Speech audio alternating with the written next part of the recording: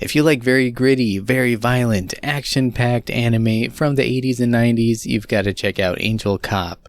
This is a 6-episode OVA that came out between 1989 and 1994, which is an oddly long window of time, but I'll get back to that later. I knew nothing about this going into it, but it was recommended to me by Keith in Comics. Thank you, Keith, for the recommendation. I appreciate you. Angel Cop. This is a bit of a classic. It is a very, very violent, but very, very cool little mini-series. It's set in Japan sometime in the future where they are the #1 economy in the world. This has led to a lot of anti-capitalist, anti-Japan communist terrorists committing all kinds of atrocities in Japan, trying to kind of overthrow the government, overthrow their capitalistic economy, and just ruin the country. And in lieu of all these terrorist attacks, the government has formed this organization called the SSF, the Special Security Force, I believe. They work outside of the typical police jurisdiction, and they have licenses to kill in order to stop these terrorist threats. So the series starts out with the SSF trying to track down these terrorists and take them down, and that's pretty much most of the plot here, but it gets a lot more interesting. Just hold on. I guess the main protagonist is Angel, one of the SSF people, but I have a hard time saying that she's the protagonist because there's a bunch of really strong characters in this unit that we follow. There are a lot of interesting characters in the police and a lot of interesting characters that you come to see later, all kind of coexisting in this space, all with their different motives, coming from different groups and kind of clashing over this whole crisis with the terrorists and everything else.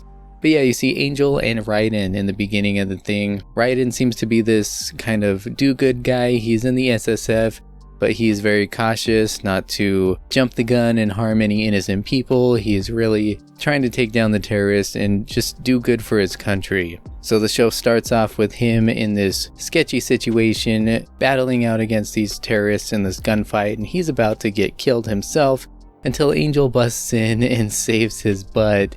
Now, Angel seems like this kind of rough, callous, and careless individual. She just comes in guns blazing, and it's almost as if she doesn't hesitate to kill people who she doesn't actually need to kill, and she doesn't hesitate to fire when there are civilians in danger by doing so. So there's sort of a clash between these two new comrades, Angel and Raiden. Over the course of the series, you kind of see their character growth between the two of them. A lot of crazy stuff happens, and I'm not going to go into it all, but there's a lot of character development. Even these other side characters you really get to know and love over this very short 6-episode series. It's amazing how much you kind of grow to like some of these people. There's Hacker, which is just this super cool, like super buff dude. He kind of looks like Golgo 13, but with Arnold Schwarzenegger's body. He's an expert in like demolitions, setting traps and explosives and things, but he can also carry these huge guns, and he just seems like he can do anything. Super cool character.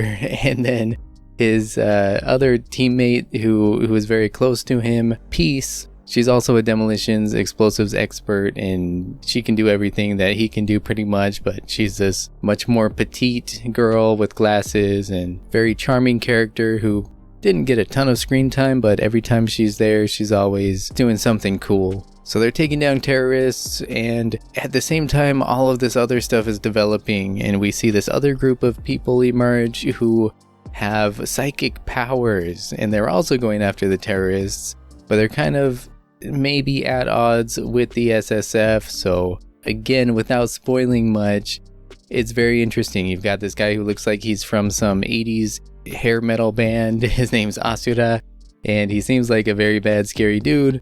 But he's sort of a gentle giant, so to speak, and he's got this little ally who's this 13-year-old girl or so, and she has these fire powers. She can create fire and burn everything around her. And then we've got the main villain, who is part of their group, but kind of deviates from their group at the same time, and is very reckless, very violent. She's the most powerful psychic of them all, and just this big old crazy buff chick. And yeah, she's very terrifying. And then you got the terrorists. What's motivating these terrorists? There's depth in all of these different groups of people, not even to mention the higher ups in the SSF and the people in the Japanese government. everybody's got all these different motives, all these different backgrounds and stories, and I thought the story was really good. Some people I've heard say, don't pay attention to the story, just watch it for the action, which I will talk about in a moment. But I thought the story was great. I thought it was really interesting characters, and the way the story's told, and there's just so much to it. I'm telling you, you might say I'm full of poop here, but no, I thought it was a really good story, with some caveats also. Okay, the action though, let's just talk about the action. There is so much action in this thing, and it is brutal. It is very gory, it is very bloody. Do not let the kids watch this. This is for grown-ups only. In the first couple minutes of the series, you see somebody's head get blown up. Half their face is just gone, and you see brains hanging out, you see their face peeling off, and yeah, that's in the first couple of minutes of this thing. There is just gallons and gallons of blood all over the place. This whole OVA is just drenched in blood and guts. Oh man, I don't even know where to begin. If you don't like blood and gore, then don't watch this one. But if you're okay with some of that, then it's a very satisfying watch. Lots of explosions, lots of gunfights, motorcycle chases, you got cyborgs, you got people with psychic powers. So many cool things coming together in this little series. I was really impressed. I didn't know what to expect. I was really impressed though. It did not disappoint. I love the animation too. The animation looks great. It's that late 80s, early 90s stuff. Everything's hand-drawn. It just has its own very unique, distinct style that we just don't see anymore. Somebody brought this up in one of my other videos too. I think we were talking about Gunsmith Cats, and they were just talking about the art style from the time and how great the cars looked being hand-drawn. And like in today's anime, we don't see that. All the cars and stuff, it's all CGI, right? They were able to put so much detail, so much care into each frame of this OVA. At the time, it's something special. It's something we don't see anymore. It looks great. I guess there is a Blu-ray, like a remastered high definition Blu-ray out now. Whatever I'm showing on the screen is older footage, right? So it's probably low res, it's probably a little bit blurry, but there are higher quality versions out there, just letting you know. Even so, it's got so much style, so much action, and I love it.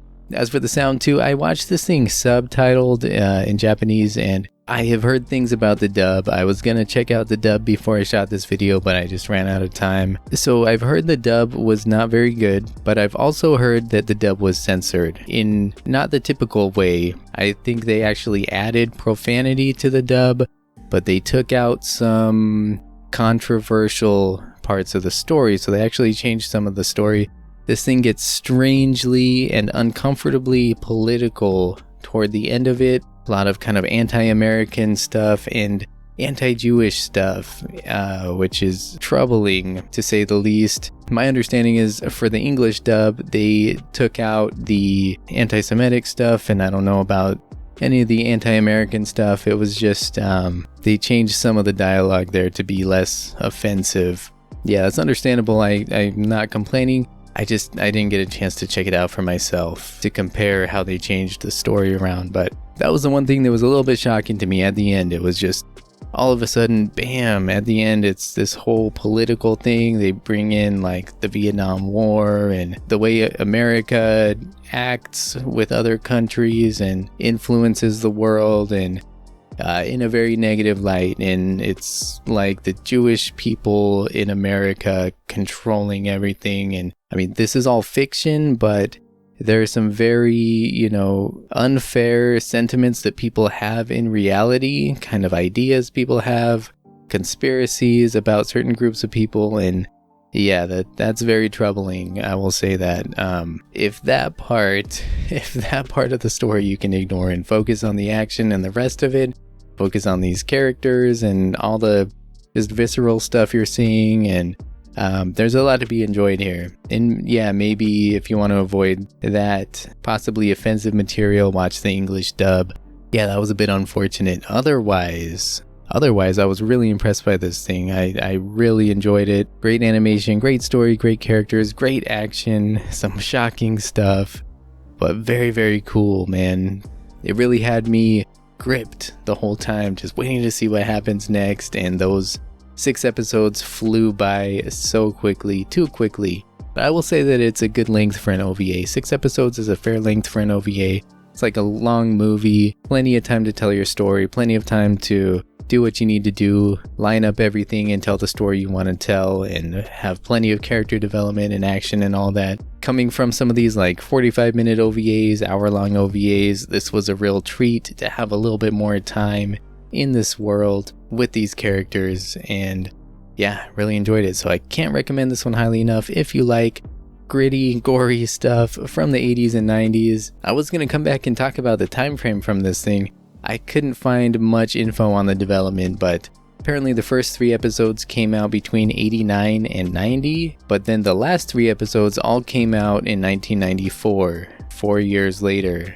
I don't understand, but that's what it looks like based on info from Anime News Network, I think, and Wikipedia, which pulled their info from Anime News Network.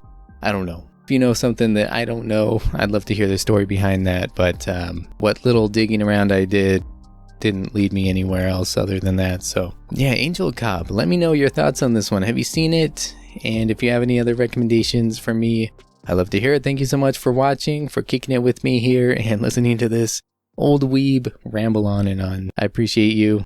Hope you have a good one. I will see you next time.